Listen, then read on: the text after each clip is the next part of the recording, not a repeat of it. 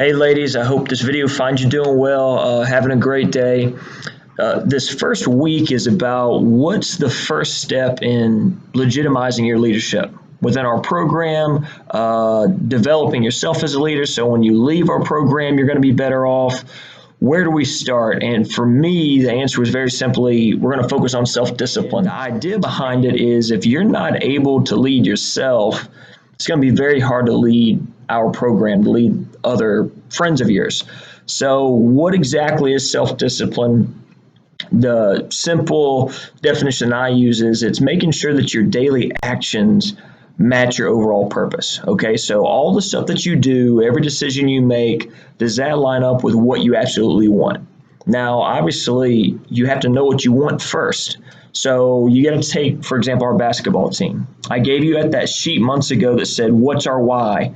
And I listed three things that our program's about. It was, we're going to create better people, we're going to win championships, and we're going to send people off to play in college.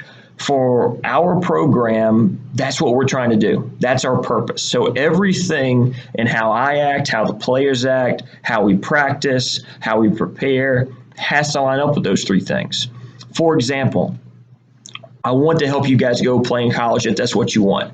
That's why I'm very active in the recruiting process. That's why I'm helping some of you get highlight tapes made. That's why I'm getting coaches to come to our practices. That's why I'm talking about you guys even when you don't know it, because that fits into the overall purpose, and that's making sure that our actions are leading to that. Same thing with why we practice the way we practice. We can't have easy practices but expect to be champions and beat people that are better than us. And we're going to have to beat people that are better in order to win at a high level. So all those things I'm thinking about, even I'm looking here at the be better on my chest.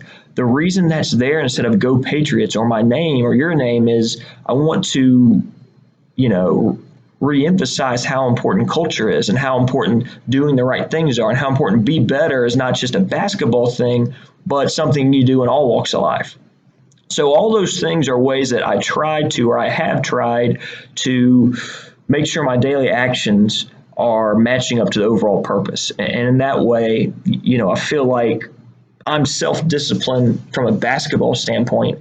I don't know that I'm self-disciplined in every area. In fact, I know I'm not. And that's something that's important to point out here. All of us are going to fall short in some areas in regard to self-discipline. For me, it took me a long time to really understand financially I have to put back money. I can't eat out all the time. I can't just do what's easy. I got to do sometimes what's best for me, what's best for my future. That's factored into taking jobs, where I live at. Even Agasha and I, I'm thinking about asking her to marry me. My mindset changes because now I'm not just saving money for myself, but maybe saving money for a wedding, saving money for her. So my self-discipline in one area hasn't always led to self-discipline in another. And that's something that you guys are probably going to find as well. So maybe you've been self-disciplined in basketball, but not in your schoolwork, or vice versa. And the challenge is, as we all keep on growing and try to become better people, how can we become the most disciplined in the absolute most areas?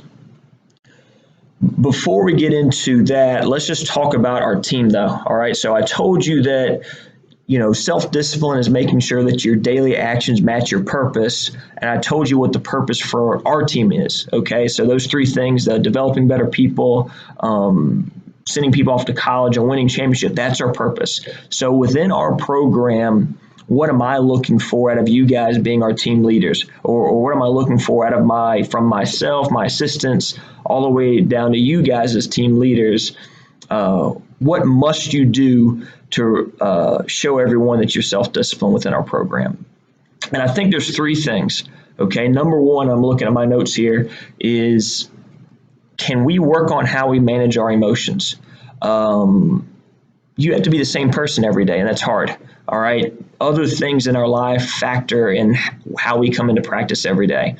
But if you have a 13-year-old freshman that 4 days out of the week, you've been on them in practice, you've been positive, you've been encouraging them, and you've helped them get through something they've struggled with, if all of a sudden on that 5th day you've had a bad day and you didn't show up for them, how are they going to handle that? Well, number one, they've been relying on you. You're not there anymore, so they're probably not going to succeed. And number two, they're going to think that's how you lead people. They're going to think that's okay. Consistency is a big thing.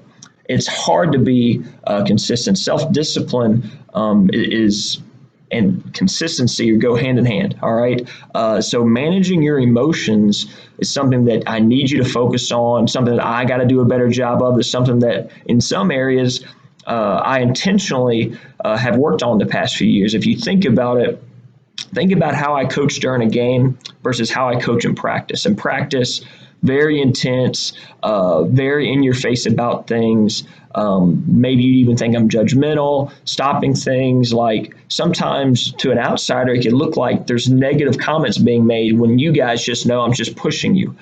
But if you think about in a game, to most of the time, I'm very calm, I'm very cool. I don't say a lot to officials. I'm not overly negative to any of you guys. Usually when I come over and talk to you during a game, it's, hey, we got to fix this, or, you know, how you doing? What are you reading out there? What are you seeing? That kind of thing. And I do that intentionally because I think you need two different things in practice and in games. In practice, you need me to be intense, and sometimes you need me to help you realize how important the day is. In a game, you guys sometimes need me to be that calming factor. Well, maybe you're already amped up and nervous about the game. You need me to calm you down a little bit. You need me to tell you it's okay. Just, hey, listen, we practiced this. We've worked on this. Trust your preparation. So I give those different things. I manage those emotions. I still want to get all over you sometimes during the games. I just realize that it's not going to be best for our team if I do that. It's not going to be best if I make you more nervous or make you more upset. Now, do I do it perfect? Have I made mistakes in that area? Absolutely. And am I going to continue to make mistakes in that area? Absolutely. My goal is to keep on improving on it, though, to the point to where the mistakes are few and far between. Same thing with you, same thing with your self-discipline. So we all got to do a better job of managing our emotions, that's me included. But with you guys, it's very important that you got to be the same person every day. You have to be the same encouraging type person. You got to be the same person that gets in people's business if they're not doing right. You can't do it one day and not do it the next, because you're going to confuse the other players in our program. And that's something we don't want to have happen. They want to know exactly what to expect from you every day, just like they know what to expect from me every day. So that was number one. Managing your emotions is big, and that's a huge indicator of are you self-disciplined or not. The second one is you guys got to be the example for being prepared. You know, a big thing in our program is we're going to know what to do. We're not just going to play hard, but we're trying to really know how to play basketball. That has to start with each and every one of you. If I'm explaining very basic things over and over and over again to my team leaders, you nor I can hold the freshman, the sophomore, the new person accountable to that same information. You are the guys that have to understand the scouting report. You're the guys that have to understand our plays, understand the expectations, not be late. Like within our basketball program, the best thing you can do to showcase self-discipline as far as being prepared is every single day you're doing the right things. Very easy thing to say, very hard to do. The way that you have to approach it is from a basketball standpoint. If you don't know something, you need to make sure you get with me, so that, because, you know, you're a teacher. You know, all leaders have to teach at some point. For you to legitimize yourself as a leader, that freshman has to be willing to come up to you and be like, hey, what do I do here? You have to be able to explain that to them. Whether it be you're a post player and they're talking about something with the guard work, or vice versa, you got to be able to give them some guidance, or at the very least say, hey, I know this, but hey, you need to go talk to so-and-so because they play that position. They can give you more details about it. That's really important, that you showcase that you're prepared and that you're on the same page as all of our coaches. So being the example of being prepared every single day, having your stuff, like that's going to be huge for making sure that everyone respects your leadership and trusts that, hey, this is somebody I can look up to. And then the third and final thing is basically piggybacking off the second. Hey, you guys got to make sure that you lead the example in all kinds of areas. Lead by example in general, because it showcases self-discipline if every single day you're doing what you're supposed to in the classroom. If I have you guys getting written up, if I have you guys going to ISS or getting suspended, how in the world am I going to tell this new person they can or shouldn't do that? How am I going to say the Be Better culture isn't this, but then my leaders, the people that I've given that role to, are showing them something different? The one negative thing about having all this team gear that we give you is everyone in the building knows who you are. You know, anything negative that's ever happened, usually the AD has said something to me like, yeah, I mean, I knew it was a girls basketball player because they had the shirt on. That's a great thing and a negative thing. It's great when you're doing the right stuff. It's great when we're having success. It's a negative when somebody's doing the wrong thing within our program. In order to get that limited, you, myself, my coaches, we all have to do a better job of, in general, we represent the right way.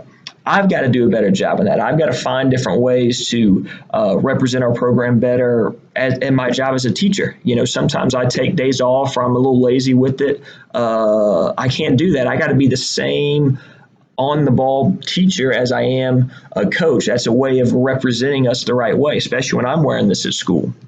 So think about those three things in regard to self-discipline within our program. I need you to be the same person every day and manage your emotions. I need you to be the example by being prepared, and I need you to be the example outside of practice. I need you to be the example in the classroom, socially. Those are all areas that require self-discipline for you to accomplish, and if you do it, it's going to make you look like a better leader. It's going to improve your profile, legitimize yourself to all the other players.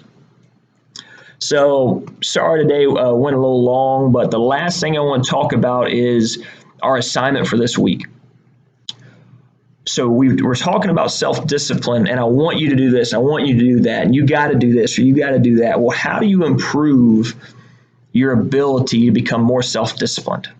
I think the only way to do it is to practice. And what I mean by that is, well, we have to find more and more ways to challenge ourselves each week or each month or each day, whatever it is, to showcase self-discipline. So our assignment this week is, before we meet, I want you to think of one thing that is an area in your life that you know or you want to become a little bit more disciplined in. Example for me, what I'm going to do is I'm going to really focus on not eating out. I'm only going to eat out once a week.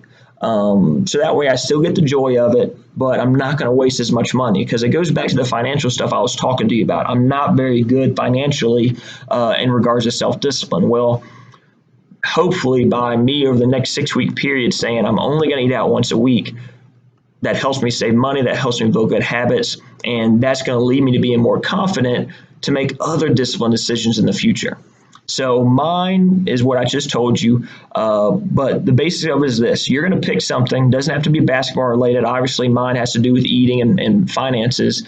Pick something that you want to do it on, and we're all going to commit to do it for the 6 weeks that this class goes. And what I want to do is kind of be able to hit back up on it each week, and we all talk about whenever we have our meetings, how you doing? What's been a struggle so far? Did you have a lapse? Can we get back on track? This isn't about you being perfect. This is about you trying to make yourself better. And that's not going to be an easy process. So if you can, have that assignment done, have your topic that you want to be or showcase so that you're more self-disciplined on.